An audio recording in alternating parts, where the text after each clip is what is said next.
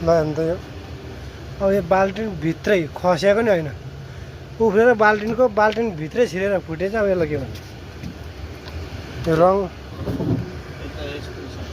कुचेर यो तलतिर हालिदिएको, कुचेर यो सब सारेको, अहिले सब मिलाहा यस्तो नि। अब यो भयो त अब यो अन्त नै होइन, यो यहाँ बाल्टिनभित्रै छिरेर यसरी फुटे त के गर्ने त यार। धन्न यहाँनिर रोकेर हेरेर यति भयो नि, देखेर मिलाउँदैछ मेरो।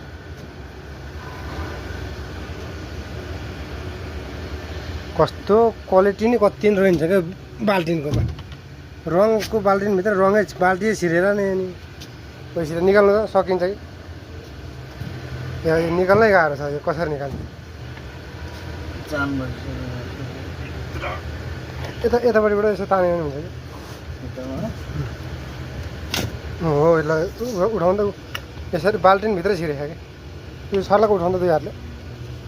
यो के गर्नु त? यसलाई तल राख्नु उता हो, त्यो ठुलो बाल्टिनलाई तल राख्नु त तलको हो क्या फुटेको। ल यस्तरी छिर्यो। बाल्टीकै कमजोर छ क्या, गाडी उफ्रेर अन्त पनि त्यो छ। कसरी गर्ने यार?